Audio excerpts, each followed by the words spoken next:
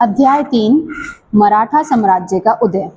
कक्षा 8 सामाजिक विज्ञान भाग 1। महत्वपूर्ण प्रश्न। प्रश्न पहला, मराठा कौन थे? वे ब्रिटिश शासन स्थापित होने से पूर्व भारतवर्ष की सबसे बड़ी अखिल भारतीय शक्ति कैसे बने?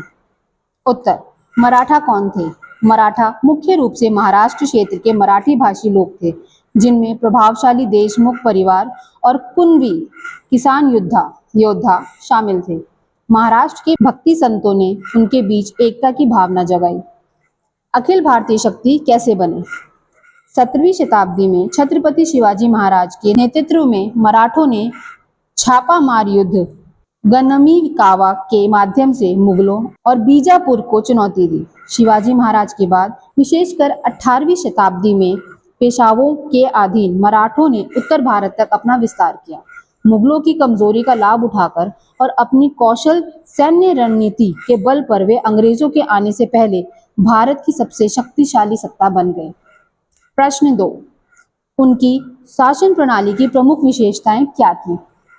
उत्तर, अष्टप्रधान मंडल, शासन चलाने के लिए 8 मंत्रियों का समूह जिसका नेतृत्व पेशवा प्रधानमंत्री करता था।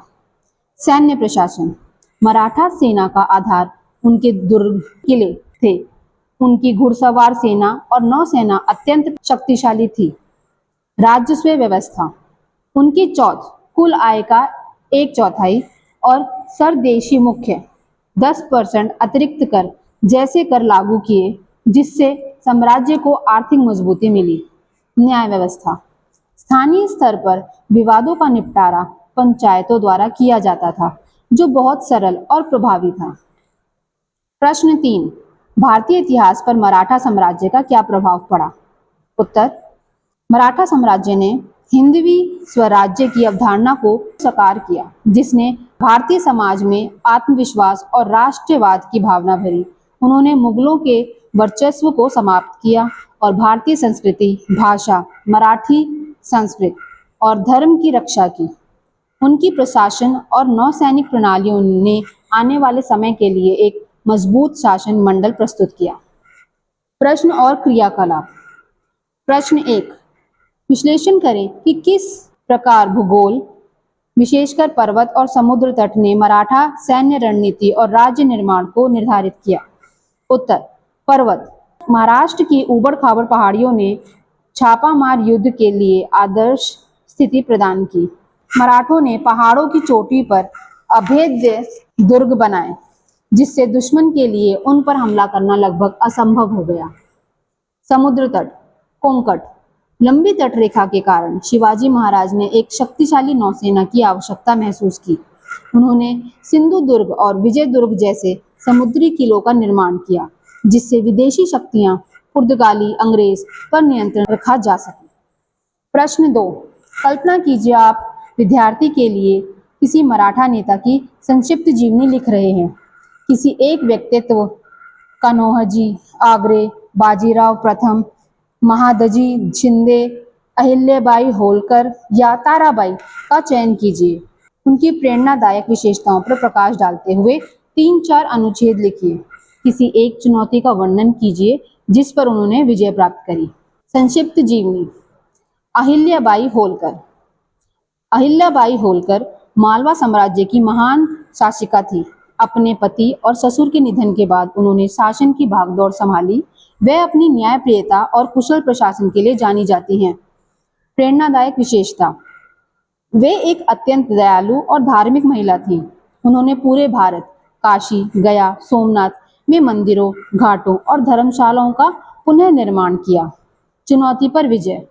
उनके सामने सबसे बड़ी चुनौती उस समय के पुरुष प्रधान समाज में एक महिला शासक के रूप में अपनी सत्ता को स्थापित करना और बाहरी आक्रमणों से अपने राज्य की रक्षा करना था, जिसे उन्होंने अपनी बुद्धिमानी से सफलतापूर्वक पूरा किया। प्रश्न 3, यदि आपको आज किसी एक मराठा दुर्ग जैसे रायगढ़, सिंधुदुर्ग, जीजी या प्रतापगढ़ को देखने का अवसर मिले, तो आप किसे चुनेंगे और क्यों? इसके इतिहास, वास्तुकला और स्मारक महत्व का अध्ययन कीजिए। कक्षा में अपने निष्कर्षों को डिजिटल या पोस्टर रूप में प्रस्तुत कीजिए। मराठा दुर्ग का चयन। रायगढ़, मैं रायगढ़ दुर्ग को चुनूंगा क्योंकि यह मराठा साम्राज्य की राजधानी और शिवाजी महाराज के राज्य अभिषेक का स्थल था। इतिहास और स्मारक महत्व। यह दुर्ग 2700 फीट की ऊंचाई पर स्थित है और 3 तरफ से पहाड़ों से घिरा है।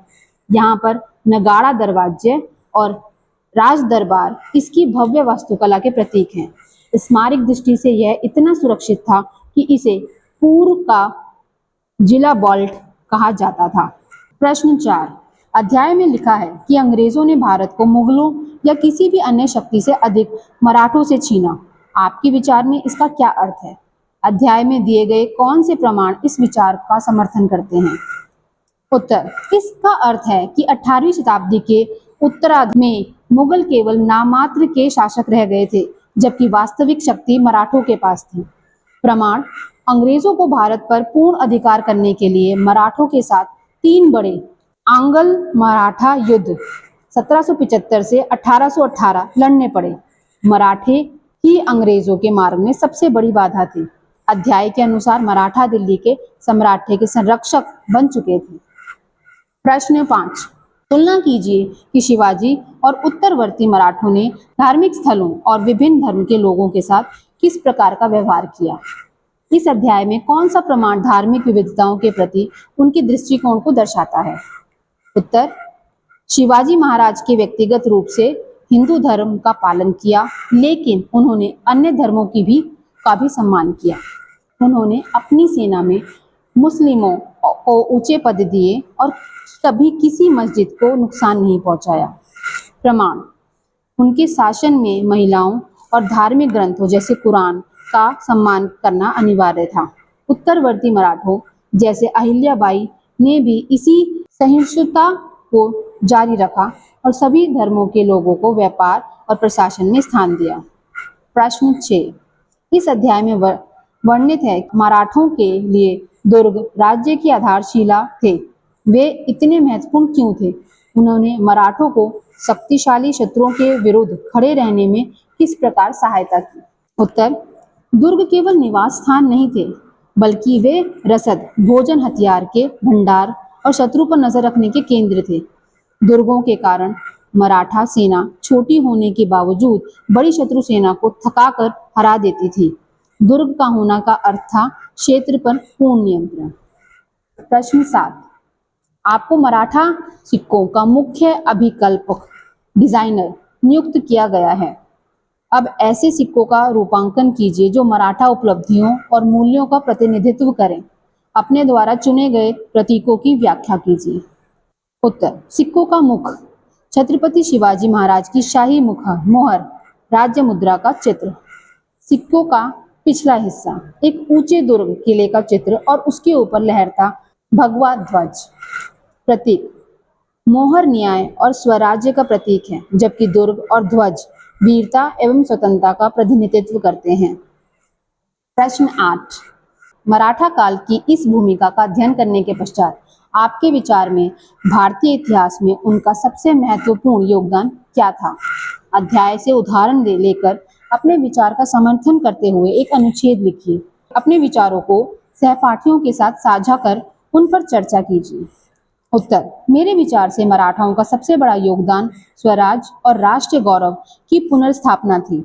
उन्होंने विदेशी और अत्याचारी शासन के विरुद्ध यह सिद्ध कर दिया कि संगठित होकर और सही रणनीति अपनाकर कोई भी समाज अपनी स्वतंत्रता प्राप्त कर सकता है। उनकी नौसेना और छापामार युद्ध तकनीक आज भी भारतीय सैन्य इतिहास के लिए एक गर्व का विषय है। Thanks for watching. वीडियो पसंद आई हो तो लाइक शेयर जरूर करें और चैनल को सब्सक्राइब करें। Thank you.